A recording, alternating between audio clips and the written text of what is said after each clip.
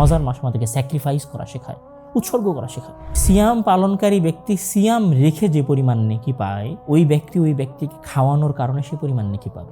অন্য ভিনদেশি এনজিওরা আমাদেরকে আমাদের টাকার বিনিময়ে আমাদেরকে যে সহযোগিতাটুকু করে, সেই সহযোগিতাটুকুর যে পরিমাণ মার্কেটিং হয়, আমাদের দিন এবং আমাদের ইসলাম আমাদেরকে অন্যের জন্য যে উৎসর্গটুকু করতে শেখায়, সেইটার আমরা মার্কেটিং করতে পারি নাই। এটা হচ্ছে আরেকটা সবচেয়ে বড় আফসোসের জায়গা।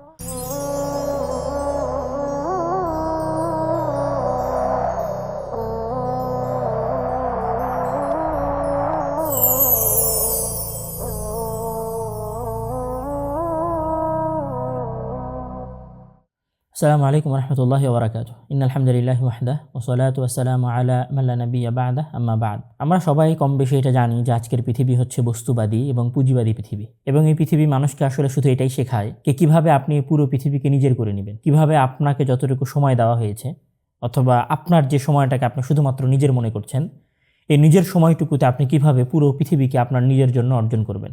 শুধু এটা নয়, আজকে এই পৃথিবী আমাদেরকে এটাও শেখায় যে কিভাবে অন্যের জিনিস জোর করে দখল করে নিতে হয়। এটাও শেখায় কি করে অন্যের অর্থ সম্পত্তি, মাল, খনিজ পদার্থ দখল করে নিজের আয়ত্তে রেখে দিতে হয়। কিন্তু ইসলাম এর সম্পূর্ণ বিপরীত। ইসলাম মানুষকে এটা শেখায় কিভাবে অন্যের জন্য নিজেকে উৎসর্গ করতে হয়, কিভাবে অন্যের সর্বোচ্চ লেভেলের কল্যাণকামিতা মানুষকে চাইতে হয়, কিভাবে একজন মানুষ আরেকজন মানুষের জন্য উপকারী হতে পারে। এটাই মূলত ইসলাম মানুষকে শেখায়। আর এই শিক্ষাটা সবচেয়ে ভালোভাবে দেয় হচ্ছে মানুষকে রমজান। রাসূল সাল্লাল্লাহু আলাইহি ওয়াসাল্লামের ওই বিখ্যাত হাদিস, যে হাদিসের মধ্যে রাসূল সাল্লাল্লাহু আলাইহি ওয়াসাল্লামের বিষয় বলা হচ্ছে, যেখানে আব্দুল্লাহ ইবনে আব্বাস রাদিয়াল্লাহু তাআলা আনহু বলছেন, কানা রাসূলুল্লাহ সাল্লাল্লাহু আলাইহি ওয়াসাল্লাম আজওয়াদান নাস। রাসূল সাল্লাল্লাহু আলাইহি ওয়াসাল্লাম মানুষের মধ্যে সবচেয়ে বেশি দানশীল ছিলেন, এবং রমজান মাসে উনি আরও বেশি দানশীল হয়ে যেতেন। এত বেশি দানশীল হতেন যেন ওনার দুই হাতের যেভাবে উনি দান করতেন, এই দান করাটা হতো বাতাসের চলার মতো, চলমান বাতাসের মতো, এত বেশি দান করতেন রাসূল সাল্লাল্লাহু আলাইহি ওয়াসাল্লাম। আসলে দান করাটা আমাদের কাছে একটা ইসলামিক ওয়ার্ড। আমরা দান করাটাকে শুধু ইসলামিক দৃষ্টিভঙ্গি থেকে দেখি, এটাকে একটা সাদাকার জায়গা থেকে দেখি।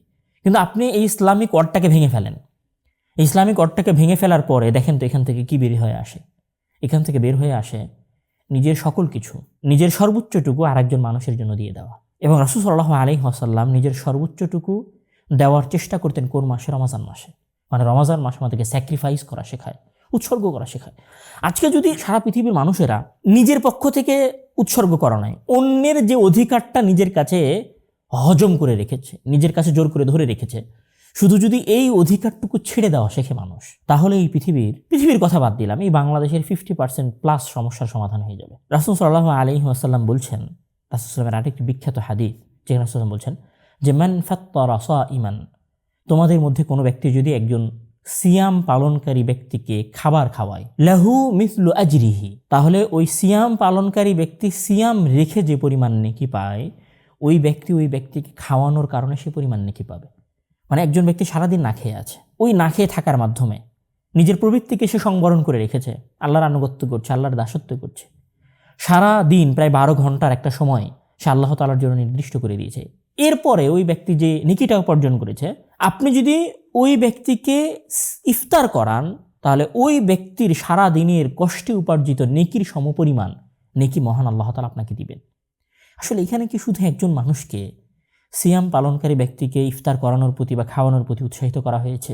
না, এটা ওই জাস্ট একটা ইসলামিক ওয়ার্ড। আমরা যদি ইসলামিক ওয়ার্ডের বাহিরে চলে যাই, এই বক্সের বাহিরে চলে যাওয়ার চেষ্টা করি, তাহলে আমাদের চারপাশে আজ ক্ষুধার্ত মানুষের অভাব নাই। আমাদের চারপাশে ক্ষুধার্ত মানুষকে খাওয়ানোর নামে কত যে বাণিজ্য হচ্ছে, আর কত যে মানুষ এটাকে মানবতার একটা আইডল হিসেবে উপস্থাপন করার চেষ্টা করছে। অথচ ইসলাম মানুষকে খাওয়ানোটাকে শুধু দিনের অন্তর্ভুক্ত করে নাই, বরং রমজান মাসের একটা ট্রেনিংয়ের অন্তর্ভুক্ত করে দিয়েছে। শুধু সাধারণ সময় আপনি খাওয়াবেন বিষয়টা এরকম না, সাধারণ সময় তো আপনি নাও খাওয়াতে পারেন। তখন আল্লাহ তাআলা একটা নির্দিষ্ট টাইম, একটা নির্দিষ্ট বিষয় সিয়ামকে খাওয়ানোর সাথে জড়িত করে দিয়েছে। আজকেও সারা দেশে, পুরো বাংলাদেশে কত মানুষ যে ক্ষুধার্ত অবস্থায় সকাল করেছে, কত মানুষ যে ক্ষুধার্ত অবস্থায় রোজা আছে সাহারি না করে, এবং কত মানুষ যে সামান্য একটা এক ঢোক পানির মাধ্যমে সিয়াম পালন করবে, তার কোনো হিসাব আমাদের কাছে নাই। ইসলাম আমাদেরকে আরেকজন মানুষের জন্য নিজের সর্বোচ্চটুকু দিয়ে চেষ্টা করার কথা বলে। আরেকটি হাদিস এখানে না নিয়ে আসলেই নয়। আমরা যখন রমজান মাসের সিয়াম পালন করি, সিয়াম পালন করার শেষে যখন একদম সিয়াম শেষের দিকে চলে আসে, তখন আমরা ফিতরা দিই। সমস্যা হচ্ছে আমরা সবাই ফিতরার মাসালা নিয়ে ব্যস্ত থাকি, যে টাকা দিয়ে ফিতরা দিব, নাকি 2.5 কেজি চাউল দিয়ে ফিতরা দিব, নাকি গম, নাকি জব, নাকি খেজুর দিয়ে ফিতরা দিব। কিন্তু এই ফিতরার পেছনের যে উদ্দেশ্য, যেটা রাসূল সাল্লাল্লাহু আলাইহি ওয়াসাল্লাম কি বলছেন, তোহরাতুন লিস-সাইমি, যে এই ফিতরাটা হচ্ছে একজন সিয়াম পালনকারী তার সিয়ামের মধ্যে যে সমস্ত ছোটখাটো ভুল করেছে সেটা থেকে তাকে পবিত্রতা এনে দেয়। অন্যদিকে এই ফিতরাটা কি করে, তুহমাতুন লিল মাসাকিন, সমাজের গরিব মানুষদের জন্য খাবার স্বরূপ। এখানে আরও একটা বিষয় আছে, আপনি দানের ক্ষেত্রেও ইচ্ছুক হতে পারেন। আপনি দান করলেন, আপনার সন্তান দান করলো, অথবা আপনি দান করলেন, আপনার সন্তান দান করলো না, আপনার স্ত্রী দান করলো না, এটা কোনো বিষয় না। কিন্তু ফিতরা আপনাকে তো দিতে হবেই, বরং একজন নবজাতক সন্তান কেউ ফিতরা দিতে হবে, মানে একজন নবজাতক সন্তানের পক্ষ থেকেও ফিতরা দেওয়া বাধ্যতামূলক। মানে ইসলাম এই রমজান মাসে মানুষকে শেখায় যে তোমাকে বিন্দু পরিমাণ, মানে 2.5 কেজি চাউল কতটুকু হইতে পারে, তো ইসলাম বলছে এই 2.5 কেজি চাউল দিয়ে হলেও তোমাকে দেওয়া শিখতে হবে। এবং এটা শুধু বাড়ির মালিক দিবে না, বাড়ির মালিক দিবে, বাড়ির স্ত্রী দিবে, ওই বাড়ির সন্তানেরা দিবে, এবং ওই বাড়ির নবজাতকেরা পর্যন্ত দিবে। এবং শুধু সেটা নয়, ফকির, মিসকিন, দরিদ্ররা পর্যন্ত এই ফিতরা দিতে বাধ্য। সারা পৃথিবীর সকল মুসলিমেরা এই ফিতরা দিবে। আর ইসলাম মানুষকে দেওয়া শেখায়। মানে ইসলামের যে আইডিয়ালজি, যে আদর্শ, আরেকজনের জন্য কিছু করার যে চিন্তা ইসলাম মানুষের মাঝে দিয়েছে এই রমজান মাসে, সেটা আসলে আপনি কোথাও থেকে খুঁজে নিয়ে আসতে পারবেন। কিন্তু দুঃখজনক হলেও সত্য, আমরা এই রমজান মাসের শিক্ষাগুলো নিয়ে আলোচনা করি না। আমরা এই রমজান মাসের শিক্ষাগুলো কোনো সময় আমাদের বাস্তব জীবনে বাস্তবায়ন করার চেষ্টা করি না। দুঃখটা শুধু এই জায়গাতে নয়, দুঃখটা আরও একটা জায়গায়, যে রমজান মাসে এই যে সুমহান আদর্শ, এই সুমহান আদর্শকে আমরা প্রতিষ্ঠিত করতে পারি নাই আমাদের সমাজে, এই আদর্শের মার্কেটিং করতে পারি নাই এই সমাজে। ফলে অন্য ভিনদেশি এনজিওরা আমাদেরকে, আমাদের টাকার বিনিময়ে আমাদেরকে যে সহযোগিতাটুকু করে, সেই সহযোগিতাটুকুর যে পরিমাণ মার্কেটিং হয়, আমাদের দিন এবং আমাদের ইসলাম আমাদেরকে অন্যের জন্য যে উৎসর্গটুকু করতে শেখায়, সেইটার আমরা মার্কেটিং করতে পারি নাই। এটা হচ্ছে আরেকটা সবচেয়ে বড় আফসোসের জায়গা।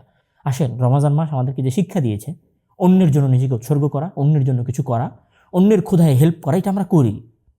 এটা করার সাথে সাথে ইসলামের যে আদর্শটা আছে, সেই আদর্শটাকে সমাজে বাস্তবায়ন করি। এটাকে বাস্তবায়ন করার সাথে সাথে এই আদর্শের মার্কেটিং করি। আল্লাহ তাআলা আমাদেরকে ইসলামের এই সুমহান আদর্শ মানুষের সামনে প্রচার করার, বাস্তবায়ন করার, প্রয়োগ করার তৌফিক দান করুক। আল্লাহুম্মা আমিন। ওয়া আখিরু দাওয়ানা আলহামদুলিল্লাহি রাব্বিল আলামিন। আসসালামু আলাইকুম ওয়া রাহমাতুল্লাহি ওয়া বারাকাতুহু।